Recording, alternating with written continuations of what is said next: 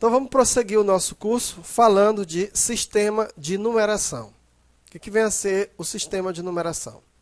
Então, o sistema de numeração é um sistema que representa números de uma forma consistente, representando uma grande quantidade de números úteis, dando a cada número uma única representação. Reflete as estruturas algébricas e aritméticas dos números. Foram criados, então, símbolos e regras, originando assim os diferentes sistemas de numeração. Então, existem vários tipos de sistema de numeração, mas na nossa aula nós vamos aprender só dois sistemas, o sistema romano e o sistema decimal. Então, vamos começar aqui entendendo o sistema de numeração romano. O sistema de numeração romano, ele era baseado em 7 símbolos. E é interessante que você memorize esse símbolo, porque às vezes a gente confunde esses símbolos romanos. Então, veja só. Nós temos aqui o I, que é o símbolo romano, e para nós hoje ele representa o 1. O V, e representa o 5. O X, representa o 10. O L, o 50. O C, o 100. O D, o 500 e o M, o 1000. Então, o sistema romano todo, ele é baseado nesses sete símbolos, e é com eles que nós vamos formar toda a numeração romana. Então, existem algumas regras, né? Na formação dos números, dos numerais, os símbolos eram escritos uns ao lado dos outros, de acordo com as seguintes regras. Existem algumas regras para a montagem desses números, né? desse sistema de numeração. Então, vamos ver essas regras. Primeira regra diz o seguinte: se à direita de um símbolo colocarmos um outro menor ou de igual valor, os dois valores eles devem ser somados. Por exemplo, eu tenho o L e eu tenho o V. O L representa quanto? Representa 50.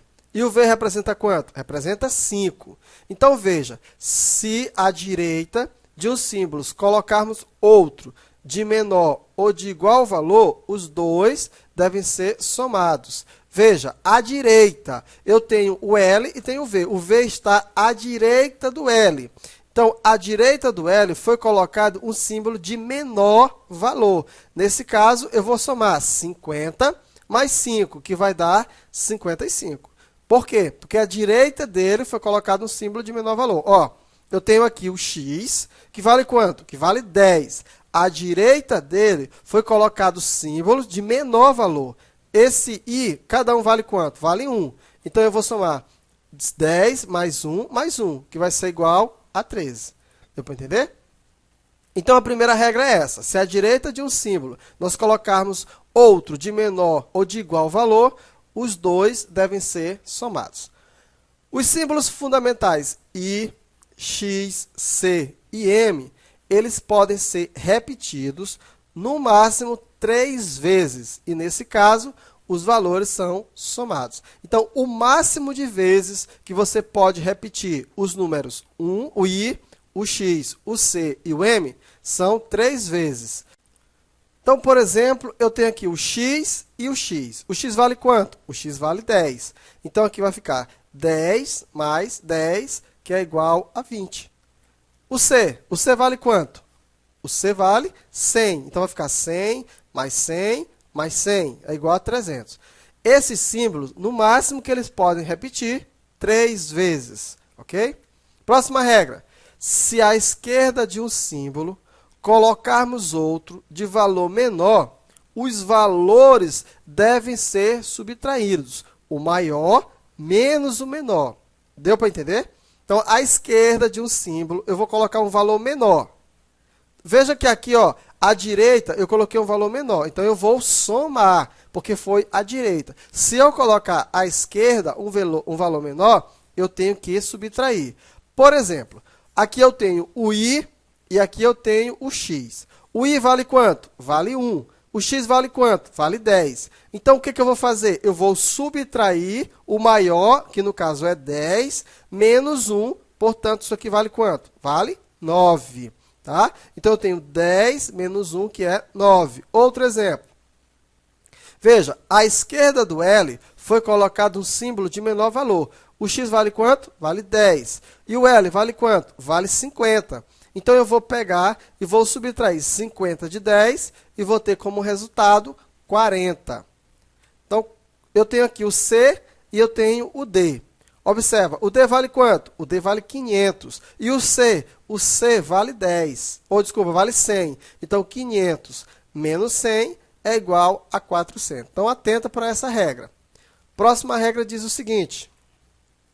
Importante, né?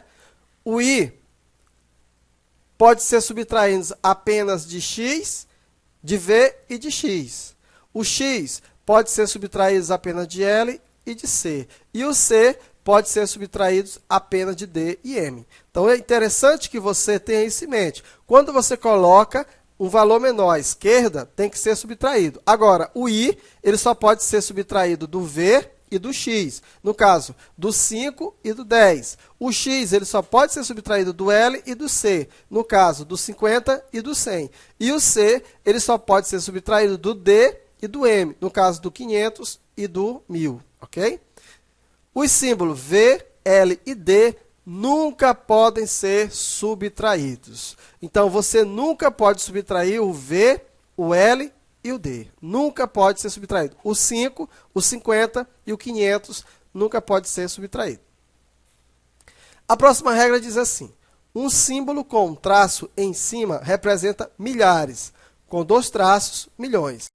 Então, veja, eu tenho aqui um V e ele está com um traço. Se tivesse só um V, eu poderia dizer que aqui era quanto? Era 5. Mas como tem um traço em cima, representa 5.000.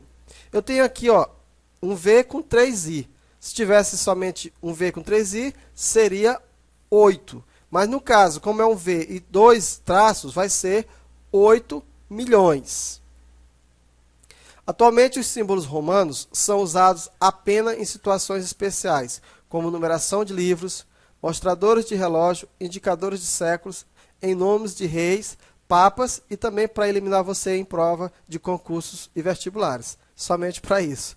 Então, é interessante que você memorize tudo isso que foi dado. Se você quiser, repita, né, para que você possa memorizar as regras do sistema romano de numeração. Vamos fazer agora alguns exercícios e na próxima aula, então, a gente continua para a gente aprender melhor esse conhecimento.